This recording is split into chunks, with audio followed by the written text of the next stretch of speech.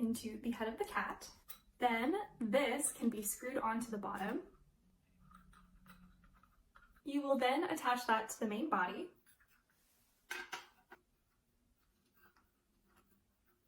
So you'll screw that into there and then tighten that nut to lock it all together.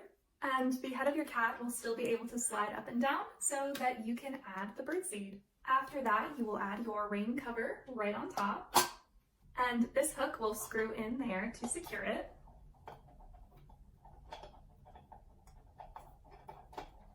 And there you are. I think this is such a cute decoration. It is absolutely a unique bird feeder, and it has a unique design with this rainproof cover. The bottom, I think, looks like flower petals, but it's actually for 360-degree panorama feeding. I absolutely love that the design is a cat. It is very strong and durable, and I like that the design is not only adorable, but easy to maintain and take care of.